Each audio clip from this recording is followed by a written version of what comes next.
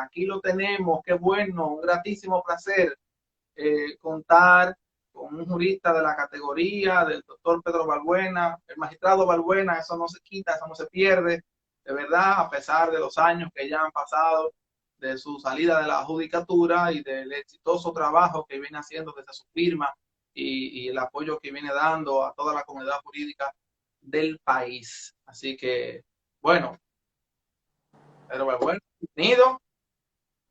Buenas noches, ¿cómo está? Muy buenas noches, José, para ti y para todos los que están aquí contigo esta noche. Eh, Bien. en primer lugar, felicitarte, porque yo creo que no todo lo malo no nos deja de traer también algo bueno. Yo creo que esta cuarentena, estos 2 meses de cuarentena, eh, nos han dejado grandes enseñanzas. Y una de las cosas importantes de todo esto de cara al oficio que nosotros llevamos a cabo, el de nosotros, que pueden ser jueces, abogados, de interactuar en el sistema de justicia.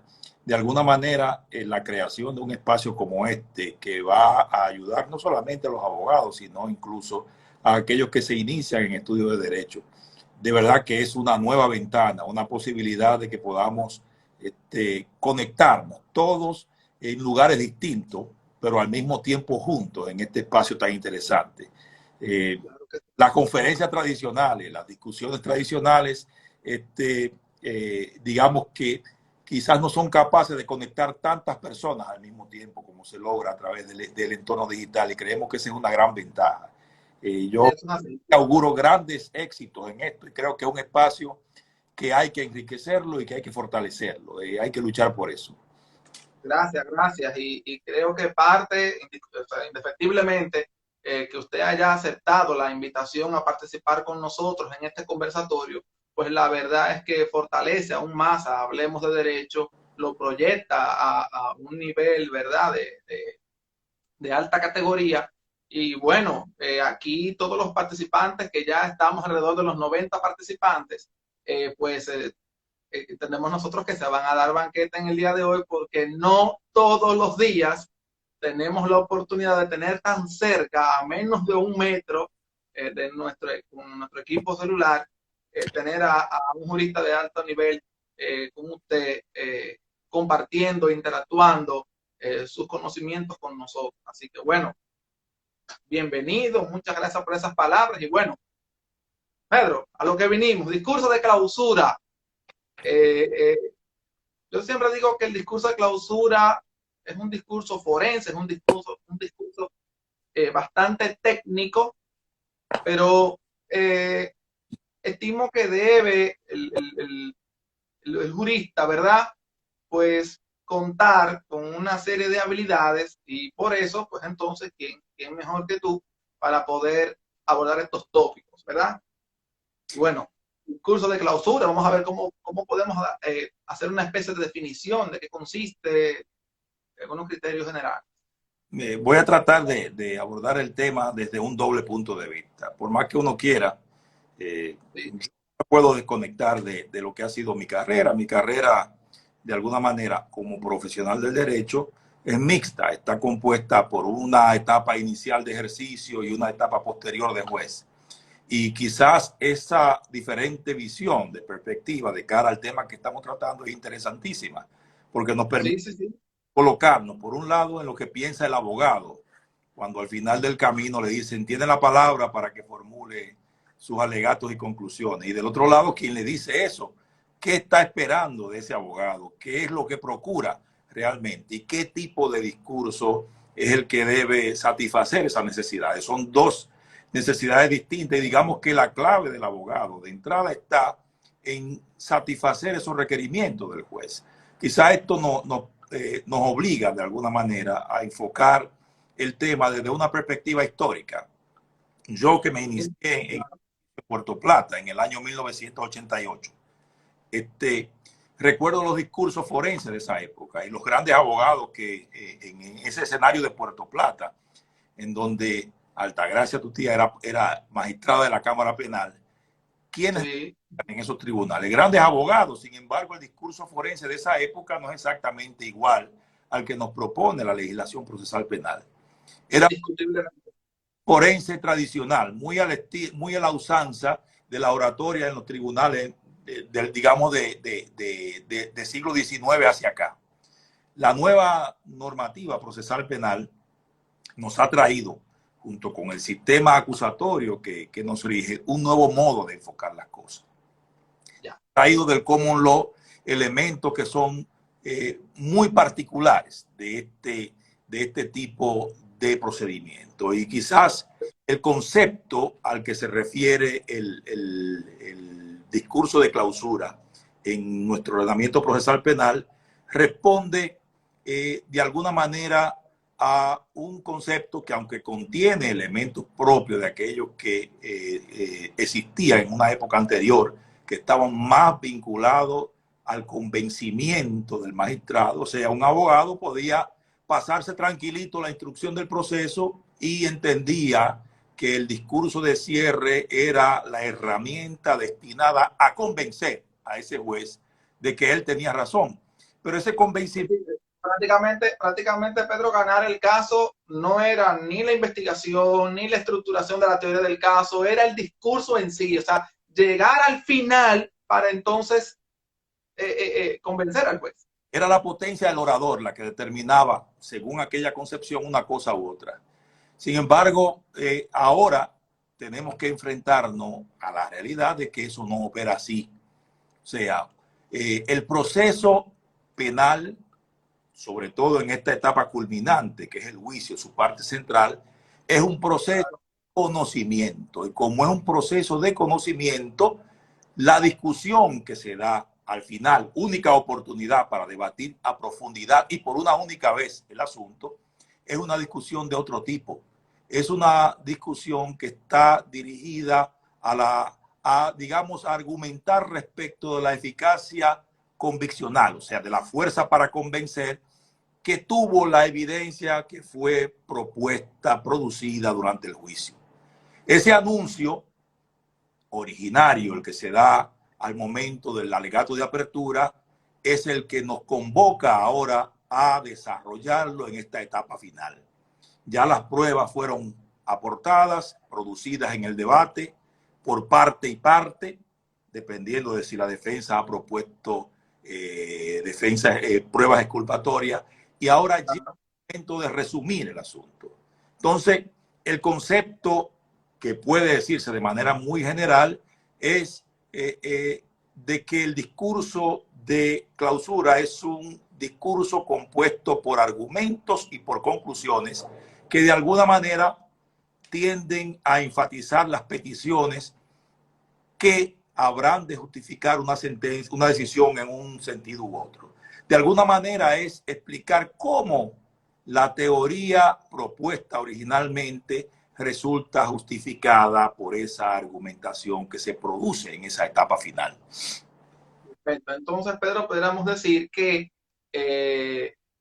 sin lugar a dudas, todo lo que se ha construido en el pasado durante el proceso, es decir, la investigación, la preparación de la teoría del caso, las evidencias, esa calidad que debe tener la evidencia, esa vinculación con tu teoría de caso que debe tener, todo el proceso de la producción de la prueba, o sea, todo eso está vinculado a ese discurso forense, a ese discurso de clausura, y por lo tanto ahí viene la relevancia de la prueba y de cómo nosotros como litigantes podemos interrogar a los testigos, contrainterrogar a los testigos de la contraparte, y todo ese marco estratégico que debe tener un litigante a la hora de desfilar en un juicio. Quiere esto decir también que si no hay un adecuado manejo de esa etapa anterior, no hay nada que decir al final.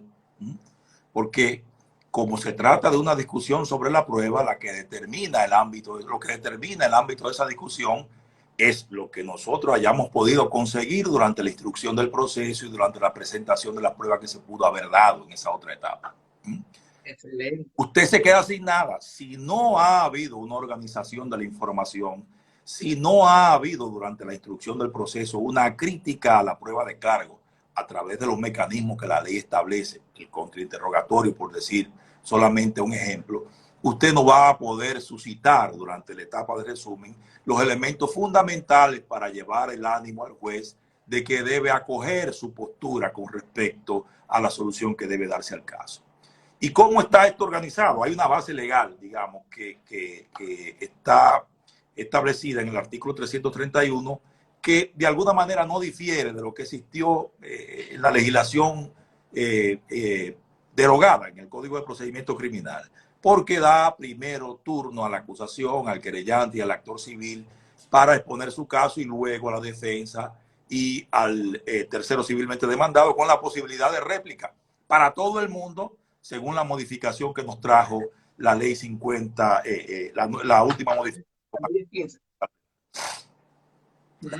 Sí, la ley 1015 que anterior a eso solamente decía que la réplica era para el fiscal y para la defensa, pero al final del camino los jueces, por una cuestión de igualdad, también daban oportunidad al querellante Lo correcto. a hacer la réplica de rigor. José, y el antecedente de esta cuestión era una disposición que había en el Código de Procedimiento Criminal que decía que después que el Ministerio Público dictaminaba, la parte civil no podía intervenir de nuevo. Por eso en los debates criminales anteriormente, lo que hacía el Ministerio Público era que dictaminaba al final para permitir que hubiera, digamos, la posibilidad de que se debatiera el asunto abundantemente, y al final dictaminaba. Y luego de que el final dictaminaba, ya estaba cerrada la discusión de parte de la acusación y solamente quedaba turno para la defensa. Digamos que podríamos colocar ahí un antecedente cercano de esa disposición, felizmente superada por la modificación que introdujo la 1015 al Código Procesal Penal. Pero, ¿cuáles son los objetivos del discurso de clausura? Porque el discurso de clausura, digamos que tiene esencialmente, yo diría, dos objetivos principales y otros que son medios para conseguir ese fin. El objetivo principal del discurso de clausura es convencer al juez de que la razón jurídica la tenemos nosotros, en base a que podamos hacer de la prueba. O sea, tenemos que convencer al juez de la razón jurídica. Pero yo te diría algo más. Más que la razón jurídica, es importante que el juez se convenza que en términos morales de justicia también tenemos la razón. Porque en muchos casos, y esto lo habrán experimentado los abogados que nos escuchan en esta noche, y tú en tu experiencia como litigante, tú habrás comprobado que muchas veces tú tenías la razón en el derecho, pero que cuestiones que trascendían a la mera aplicación de la ley fueron las que decidieron el caso.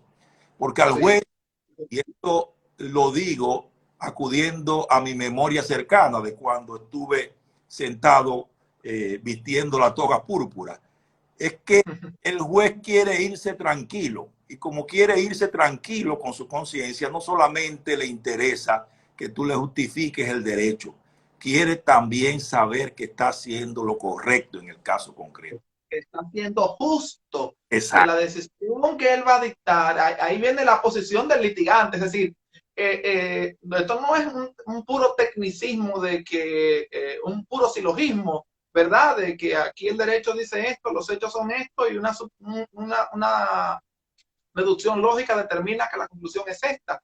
También hay que dar criterios de justicia de manera tal de que el juez, de darle esa herramienta al juzgador de que, bueno, me dieron el derecho, me dieron hechos, me dieron pruebas, pero me dieron argumentos para yo estructurar mi sentencia ajustada a los criterios de justicia. Y entonces, ahí está una salutación especial a la magistrada Xiomara Tineo Reyes. Le manda sus saludos. Saludos. Un gusto y un orgullo tenerla aquí en el público. Entonces, fíjate, el gran problema, incluso te voy a traer un problema práctico. ¿Qué pasa en nuestro sistema procesal? En muchos casos los jueces no les gustan, a pesar de que podamos tener la razón, resolver los procesos mediante decisiones de carácter incidental, porque le deja, quizás piensan los jueces, el mal sabor de que la justicia sustancial del caso no está siendo dada. Cuando yo obtengo, por ejemplo, cuando tengo mérito para conseguir una extinción del proceso por agotamiento del plazo razonable, tú que has estudiado el tema te habrás dado cuenta cómo la jurisprudencia ha ido serpenteando, buscando... No me digas nada, que he tenido dos experiencias y eso ha sido fatal. Hay una lista interminable de decisiones que te han puesto el camino muy difícil de transitar.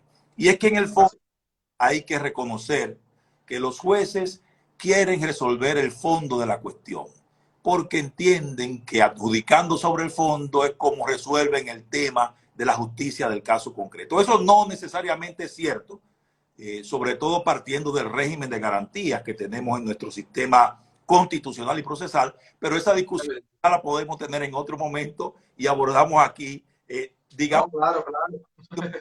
ese fin del que hablamos. La primera cuestión que me parece a mí que debe hacer el abogado a quien le toca hacer un alegato de clausura es recordar al tribunal su teoría del caso. El argumento, digamos, que tiene que abordarlo sintéticamente el abogado en su argumento de clausura. Digamos que es abordarlo como anuncio de lo que viene posteriormente. Porque a continuación lo que procede es que el abogado defensor o el acusador, para el que después vamos a hablar las cuestiones específicas que podrían diferenciar una cosa de la otra, se refresque con respecto a aquellos asuntos que le fueron anunciados al momento de anunciar, al momento de abrir el caso, al momento de presentar la teoría, digamos, de la defensa o la teoría de la acusación, si se quiere. Vamos a hablar con la apertura, exacto. De eso se trata. Y quizás el primer elemento es refrescar la memoria a los jueces con respecto a la información que fue suministrada por los testigos.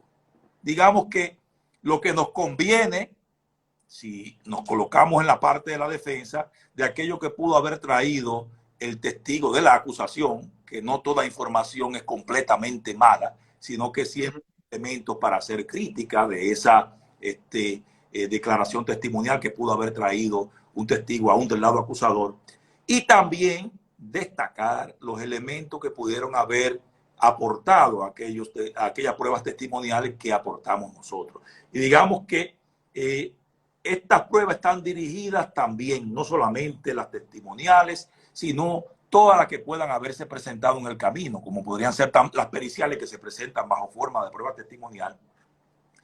Esas pruebas han ido allanando el camino para darle credibilidad a la teoría que nosotros aportamos al principio del proceso. Entonces ahí viene, vamos a decir, esa afirmación que hacen, que se hace en la vida jurídica nacional, del que el juez va en un proceso de convencimiento en la medida en que el material probatorio se va desarrollando. Claro, o vamos a decir, va dependiendo de la posición que ocupe quien postula, porque digamos que estos elementos sirven de lo mismo para quien acusa como para quien defiende. Puede ser que también el juez vaya deconstruyendo la noción que tenía del proceso, porque la primera noción del proceso se la da al juez quien acusa. O sea, la información que el juez recibe desde el primer día es información de la acusación. El hecho práctico. La imputación. Se lee la acusación y esa lectura de la acusación le crea un marco referencial al juez que le permite después ir sumando elementos para ver hasta qué punto esa propuesta que le hizo el acusador va conformándose. Y el abogado lo que hace es ir desconstruyendo el edificio que le construyó la acusación. Es desmontar bloques que ha ido poniendo cuidadosamente el Ministerio Público para construir esa culpabilidad que le interesa al fin y al cabo ver declarada en una sentencia. Entonces, parte de esta cuestión concretamente implica señalar al tribunal aquellas cuestiones que constituyen debilidades y contradicciones que tiene la tesis contraria. Y es y perdón, Pedro, que le interrumpa ahí, o sea, ya el primer tópico es que debemos resaltar, ¿verdad? En primer orden, esa promesa que hicimos en el alegato de apertura de cuál era nuestra teoría del caso, iniciar entonces con esa manifestación de lo que la evidencia dejó probado que le conviene a nuestra teoría del caso, y ahora entonces observamos que has señalado que a partir de ahora, entonces también es importante destacar las inconsistencias, los errores que tiene la tesis, ¿verdad? La teoría del caso que tiene la parte. Dice Tomás Mauet, y lo rescato ahora en este momento, como me lo recordaste tú, que es importante que desde el opening, si pudiéramos llamarle de esa manera, del alegato, desde el alegato de apertura, el abogado defensor tiene que traer su lema de defensa. Y ese lema de defensa tiene que transitar todo el proceso porque es lo que sirve de recordatorio permanente al juez de esa oferta originaria que se hace en el alegato de apertura. De manera que, bueno, también incluir el discurso.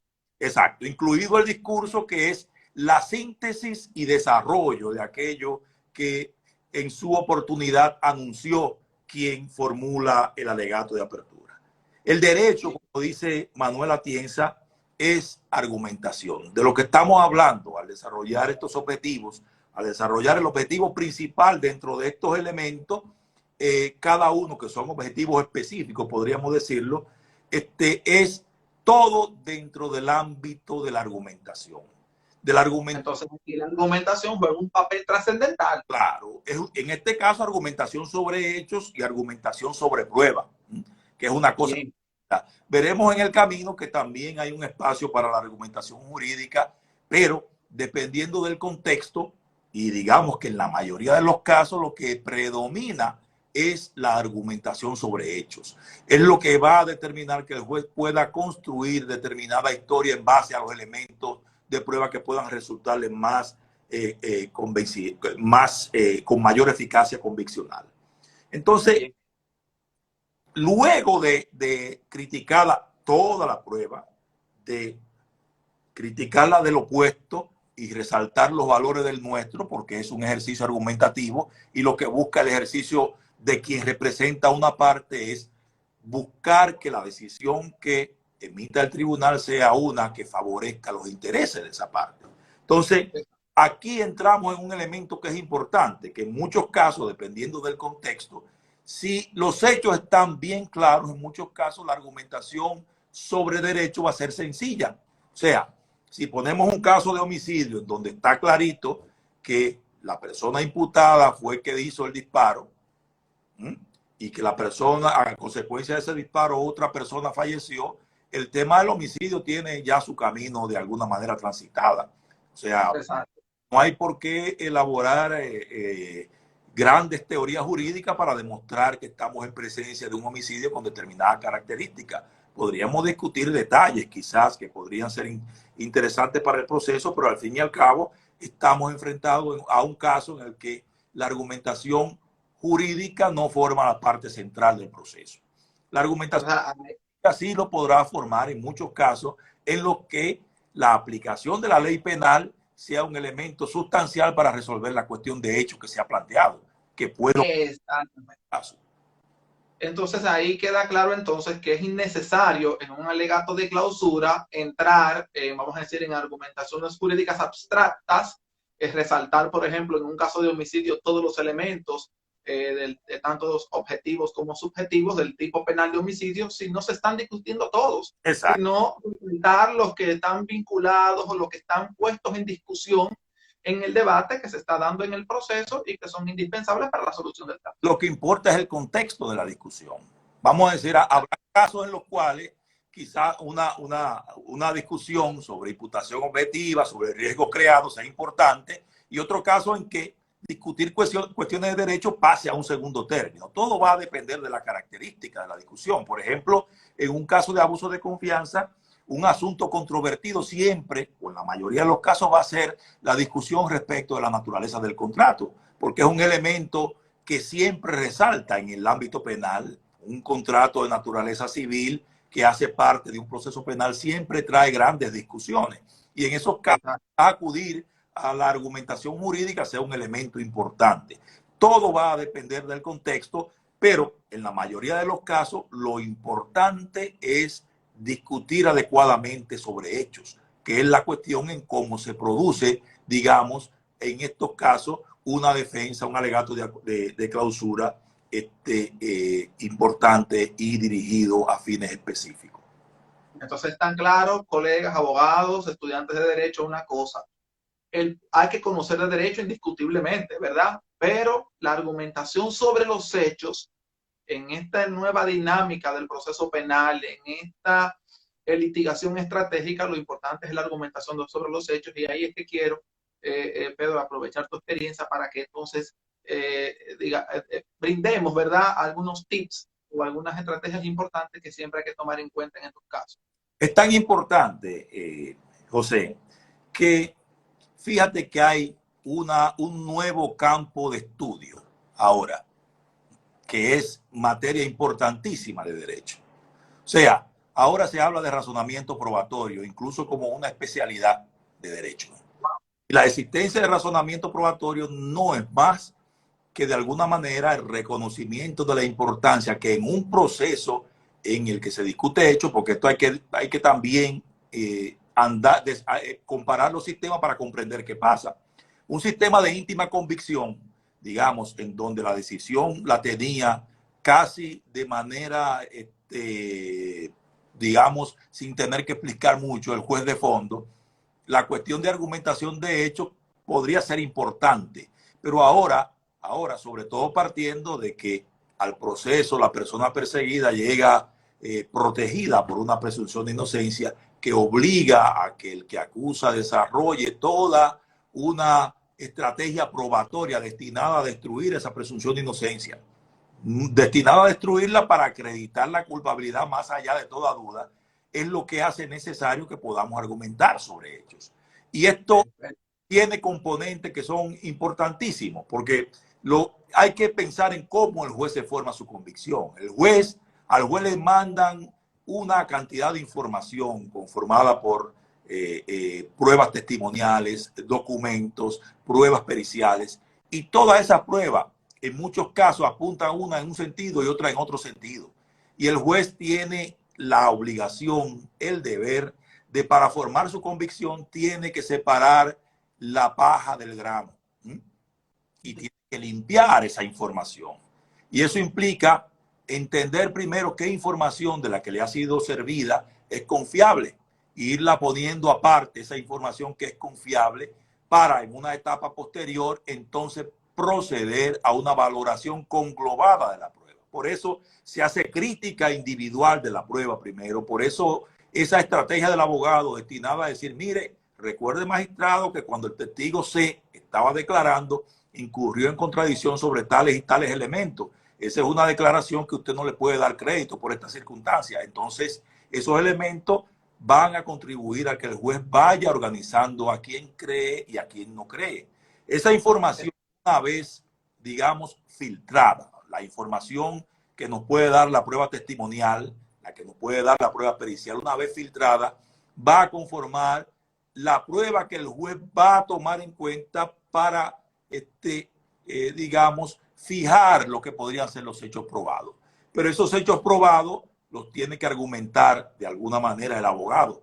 Lo puede hacer de dos maneras, lo puede hacer de manera expresa o lo puede hacer de manera solapada. En muchos casos a los jueces les gusta sentir que ellos son los que han descubierto la cuestión. Entonces el abogado tiene que saber cómo se mueve en el camino. Puede ser que sea mejor sugerir, porque el abogado tiene que aprender también a manejar sutilezas, porque a los jueces usted no va a imponérsele. O sea, usted no puede ir a un tribunal a decir yo soy el dueño de la razón y fuera de mí no hay nada, porque eso lo que va a hacer pura y simplemente es a crear una condición de resistencia que al fin y al cabo va a ser perjudicial para los intereses de la posición que usted desempeña. Exactamente. Ahí la personalidad del litigante juega entonces, sale se resalta aquí, en estos casos donde también el litigante debe contar con una serie de características que le permitan, ¿verdad?, brindar un discurso con esa pizca de persuasión también, que no se queda, o sea, lo que se hacía antes con anterioridad en relación a procurar esos discursos que buscaban convencer, también persuadir al juzgador, eso estimo yo que no se ha perdido, pero todo eso debe ir ajustado a un litigio más estratégico, dando los hechos, ajustándolo a un material probatorio que ha desfilado en el juicio y evidentemente dándole al juez esos razonamientos que le permitan a él, en ese proceso intelectual que fue escuchando, está pensando, está razonando, pues entonces estructurar su sentencia, ¿verdad? Ahí cuando va escuchando a las partes. De eso es de lo que se trata, es de ir localizando, porque la persuasión a los jueces ahora es a través de la razón. No es a través de la poesía, no es a través del discurso altisonante, no es a través de mecanismos histriónicos, es a través de la razón. Ello no significa que usted no se vaya a valer de los elementos tradicionales de la retórica. No significa eso. Lo que quiero decir es que esos elementos tradicionales del discurso tienen que acompañar al discurso dirigido a convencer la razón del juez. Y esa razón del juez solamente puede convencerse a través de la crítica y de la reconstrucción de la historia que le proponemos como parte de un ejercicio dialéctico respecto de la prueba que ha sido presentada en el debate. Por eso podría, retomando un poco lo que hemos ido conversando, que la estructura del discurso de cierre, la estructura del discurso de clausura, podría sintetizarse en una fase inicial, que es un recordatorio, digamos, sintético respecto a la teoría del caso, una argumentación sobre la propia prueba, porque en esto es importante recordar, para la defensa, por ejemplo, podría sentirse tentado en un argumento de cierre a argumentar primero refutando la prueba del contrario y no resaltando la prueba propia. Yo creo que una postura de la defensa partiendo de su propia teoría del caso tiene que partir necesariamente de la visión que acompaña a su postura, y su postura la acompañan determinados elementos de prueba. Posteriormente usted irá proponiendo objeciones a aquella prueba propuesta por la parte contraria, pero lo primero es desarrollar lo que dice nuestra prueba y de qué manera lo que es la prueba importante puede decirnos con respecto al caso que estamos conociendo. Es importante entonces tomar en cuenta. Entonces, luego de terminar esta exposición con respecto, todo esto va junto, o sea, obviamente no es que son espacios muy separados y que este es número 1 y aquello es número 2, sino que el discurso está en ese orden. Pero son cosas que pasan. Sabemos que los jueces, los tribunales de instancia, no conceden demasiada licencia a los abogados y que incluso en muchas ocasiones delimitan ámbitos temporales específicos para que usted pueda resumir. Eso pasa. Eso pasa. Y como pasa eso, uno tiene que aprender a sacar provecho del tiempo que se le concede para desarrollar, digamos, una defensa. Y esto de alguna manera nos habla del tipo de discurso. Como este es un proceso penal que de alguna manera se concentra mucho en establecer los hechos del caso, al mismo tiempo que nosotros, los jueces van conociendo del asunto. O sea, cuando llega el momento del debate, el juez está tan empapado del asunto como lo está el abogado de la defensa o como lo está el Ministerio Público. Y muchas veces, acudiendo a ese nivel de información que tiene, es que determina determinados tiempos para discutir el asunto. En parte porque cree que muchas de las cuestiones están claras y en parte porque cree que ya todo está dicho. Y nunca está dicho todo, porque a veces el caso más claro es, digamos, vuelto al revés por un discurso de clausura potente sobre la prueba que ha sido presentada. A veces el caso se gane al final, independientemente de que la prueba en el camino haya dado la apariencia de que iba en un sentido diverso. Luego a veces tenemos, Pedro, esos famosos casos comunes, ¿verdad?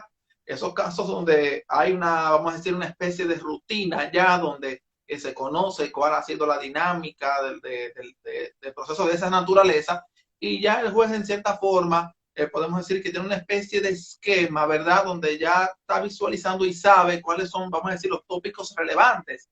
Y cuando en un caso de 3 pruebas, vamos a decirlo así, un caso de droga con un acta de registro, con un certificado de análisis forense y el testimonio de un policía, pero si hay un buen contrainterrogatorio, si hay un buen material por parte de la defensa de carácter probatorio, evidentemente que la discusión no va a ser tan simple como pasa, ¿verdad? En los famosos casos comunes donde el litigante simplemente ve pasar todo el juicio y luego recibe la sentencia para hacer la apelación. Dice Emery que quizás es que la decisión a veces ya está tomada.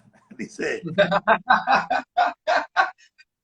yo creo que no, yo creo que de alguna manera los jueces, bueno, el proceso mental de un juez, ¿cómo va el proceso mental de un juez? Quizás es importante que podamos conversar un poco sobre este asunto. Los jueces, digamos que llegan al juicio, por ejemplo, sobre todo cuando yo fui juez de hecho, o sea, hubo una época antes de que el Código Procesal Penal fuera implantado en República Dominicana. En el Código de Procedimiento Criminal los juicios en apelación eran juicios desde cero. O sea, un recurso de apelación se interponía mediante una declaración en secretaría diciendo no estoy conforme con la sentencia. Esa declaración de inconformidad provocaba un apoderamiento de la Corte de Apelación y la Corte otra vez conocía el asunto. Era, como dice Mayer, una segunda primera instancia, para decirlo de una manera. Entonces, en muchos casos, los jueces van alimentándose de la prueba. Los jueces van hacia adelante y hacia atrás. O sea, se presenta una prueba que le da a pensar que la acusación tiene la razón. Después aparece otra prueba que podría ponerlo a dudar con respecto a la eficacia de la primera prueba. Y esto puede pasar ahora pasando del interrogatorio directo al contrainterrogatorio. O sea, van en ese vaivén normalmente, sin fijar determinada, de manera firme un criterio con respecto a la culpabilidad o con respecto a la inocencia, sino que el ejercicio de juez, luego de que uno se aprende a sentarse en esa silla, porque eso requiere un ejercicio específico, sentarse a escuchar. O sea, el juez tiene que aprender a sentarse a escuchar. Y sentarse a escuchar es tratar de sacar los prejuicios de su cabeza y simplemente recibir la información que se le sirve como le es traída. Ese sentarse a escuchar implica un vaivén, porque usted está, digamos, meciéndose, como si fuera en una mecedora que va desde la acusación hasta la defensa. Llega un momento, evacuada toda la prueba, que usted llega a una convicción. Eso es así. Y llegar a la convicción no necesita necesariamente del discurso de cierre. En eso quiero decir, ahora esa convicción que toma el juez en ese momento es una convicción provisional. Es una convicción que está abierta a la posibilidad de ser convencido de lo contrario. Y en mi experiencia... hay elementos que tal vez no ha visto, no se ha dado cuenta. Que yo llegaba con una idea de la culpabilidad al momento del debate y mi posición, mi decisión cambiaba diametralmente hacia el extremo contrario. Puede pasar que yo me haya formado una idea del caso. La idea uno se la va formando, porque el ser humano no puede despojarse de lo que ha visto, de lo que ha oído, de la testigo llorosa que le declaró con respecto a determinados aspectos, la víctima que ha declarado en el juicio. Uno no puede aparentar que no está expuesto al influjo que produce la prueba en nuestro ánimo. A lo que usted tiene que estar dispuesto como juez es a oír toda la historia antes de tomar una decisión. Antes de tomar la decisión. El discurso final es precisamente este momento, el que permite que aún en condiciones como esa, si existen los elementos adecuados, el juez pueda tomar una decisión del asunto completamente distinta a la que originalmente pudo haber tomado. Y voy a poner un ejemplo de la práctica.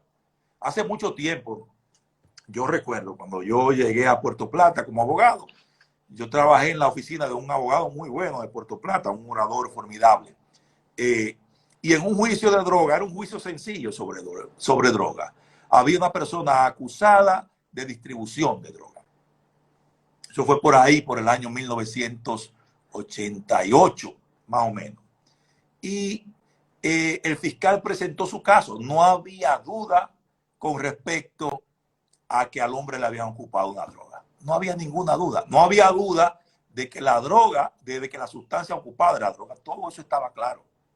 Ya. El juez estaba listo para condenar al máximo, era distribución, le tocaba una pena particularmente grave. Y Sí. el discurso de ese abogado se centró en un solo elemento de duda, en un solo elemento de duda. Él dijo que había que imponerle la pena mínima porque la droga fue pesada con la envoltura. Y el juez no sabía cuánto había de droga y cuánto de envoltura. Y que la consecuencia de eso eran 6 meses. Y al hombre le valía la clasificación de distribuidor a simple posesión. Eso es ver, o sea, te digo, una defensa de 10 minutos ganó un caso. Ganó un caso. O sea, yo estoy seguro, y eso fue lo que yo percibí ese día en el tribunal, que el juez estaba ya listo para emitir condena por distribución de cocaína.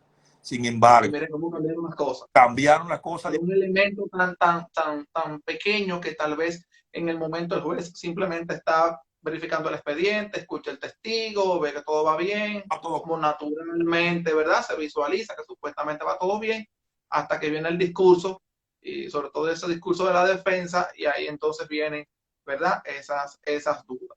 Pero es importante entonces, como resaltábamos ahorita, y que usted también lo resaltó, el hecho de la argumentación, porque sabe que hay distintos métodos de argumentar, ¿verdad? Y más con todas estas teorías de argumentación jurídica que existen. Yo no quisiera tal vez entrar en muchos detalles, ¿verdad? Sobre esas teorías, porque si no, tuviéramos que pasar, ¿verdad? Unas muy buenas horas para poder abordar estos tópicos. Pero me parece sí importante poder determinar si ese discurso, ¿verdad? Que va a contener toda esa información que ha resaltado acá, tiene que hacer necesariamente una especie de estructura argumentativa partiendo de la estructura silogística que planteó Aristóteles en la época, que luego, ¿verdad?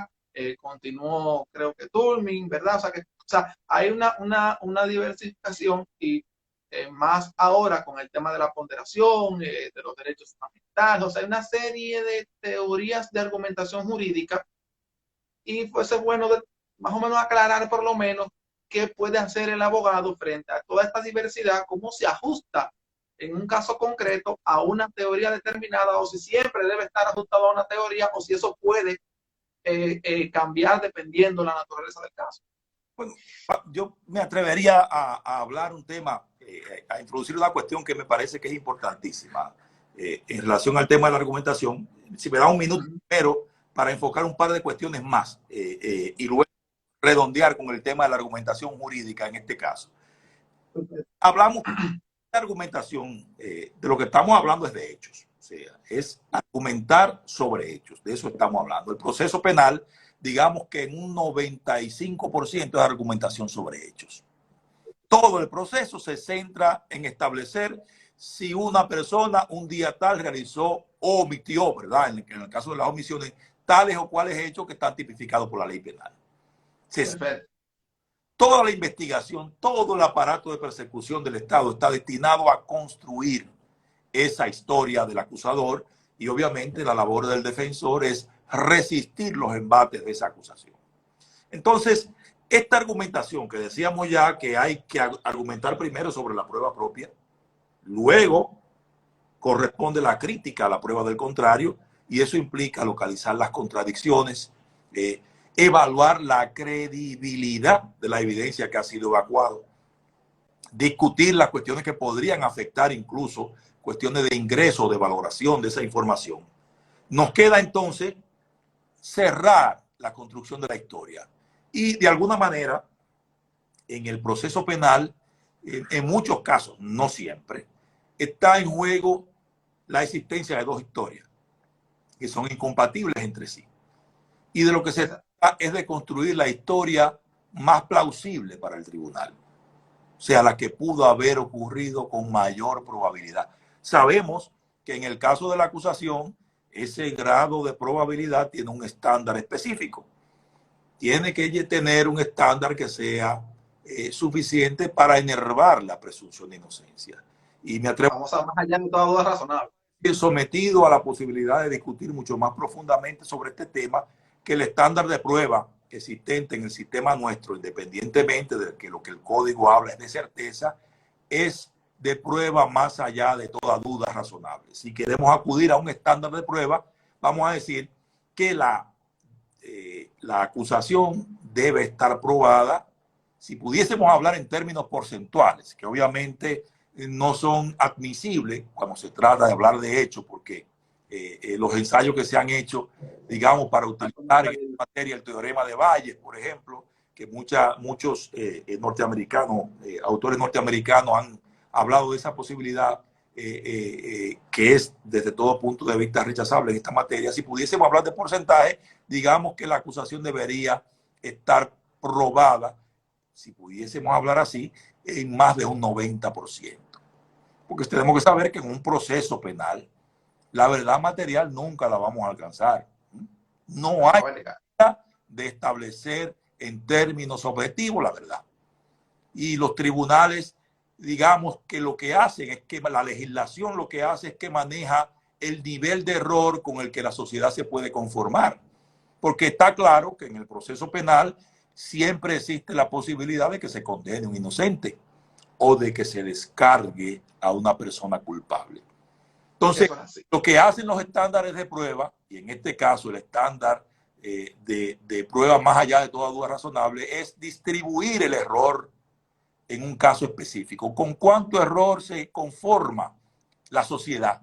¿Con qué posibilidad se conforma? O sea, ¿qué posibilidad debe existir de que condenen a un inocente para que la sociedad pueda conformarse, quedarse tranquila? Y por eso el estándar para condenar es más alto, porque a la sociedad le repugna la idea, desde hace cientos de años, de que a una persona inocente se le condene, porque es el fracaso más terrible que puede tener el sistema de justicia. Por eso se dice desde tiempos inmemoriales que es preferible descargar a 10 inocentes a 10 culpables. Descargar a 10 culpables que condenar a un inocente. Y eso te habla un poco de cómo está distribuido entre nosotros el riesgo del error. Por eso, digamos que todo este tema de la argumentación sobre hechos tiene que ver con niveles de plausibilidad, porque está claro que si la defensa introduce un pequeño elemento que arroje una duda razonable es suficiente para producir una sentencia de descargo. Ahora, no cualquier duda, porque la duda debe ser razonable. Claro. Y hablar de dudas razonables tiene determinados elementos que no me voy a meter aquí en eso ahora porque me puedo distraer y irme para un sitio completamente distinto. Digamos que esta argumentación sobre hechos va destinada a mostrar que nuestra postura es plausible en términos mayores que la postura de quien nos adversa. O puede ir destinada a introducir pura y simplemente un elemento de duda razonable en la teoría del caso del Ministerio Público. La mera introducción de ese elemento de duda es suficiente para que el tribunal pueda producir una sentencia absolutoria en un caso específico. Y ahí llegamos al tema de la argumentación jurídica, porque esta argumentación sobre hechos tiene también otro elemento. Tiene un elemento importante que tiene que ver, por un lado, con reglas procesales específicas, porque estamos hablando aquí, y de eso sí habrá que hablar en todo proceso penal, muy probablemente en la mayoría de los procesos penales, del influjo que tienen determinados principios al momento de valorar la prueba. Y principios que pueden tener que ver con la licitud de la prueba en muchos casos, o que pueden tener que ver con el estándar necesario para producir una sentencia condenatoria. Son cuestiones importantes. Pero también va en este caso, en este momento, es importante rescatar en los casos en que siempre ello sea pertinente, porque no se pueden hacer discursos huecos. No hay tiempo para que el juez se distraiga. El abogado defensor tiene que tratar de captar esa atención del juez desde el primer momento. Si la deja escapar, se habrá perdido la mayor parte del caso. Cuando un juez se distrajo y se perdió en su discurso, ya usted tiene la mitad del pleito perdido, para decirlo de alguna manera. Esta argumentación jurídica obviamente implica esas cuestiones procesales, por un lado, y por otro lado, entonces, tiene una dimensión sustantiva, una dimensión que va a aquellos elementos que hablamos hace algún momento en relación a la posible discusión con respecto a la existencia del tipo penal y a la subsunción, que son cuestiones completamente distintas. Esos hechos tienen que encajar en la figura jurídica, y eso nos trae discusiones que son en muchos casos importantes en el ámbito del derecho.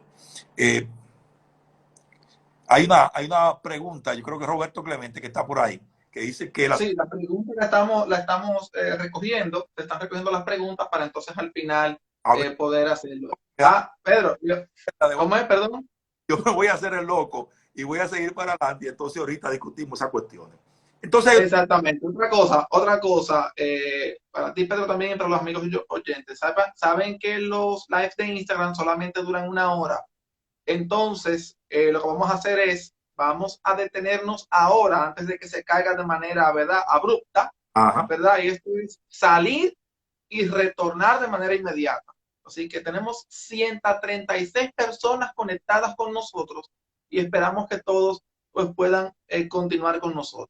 Entonces, vamos a cerrar ahora para poder continuar con esta parte de lo que tiene que ver con la argumentación jurídica y entonces dar los tópicos que sean necesarios abordar. Bien, así que retornamos enseguida.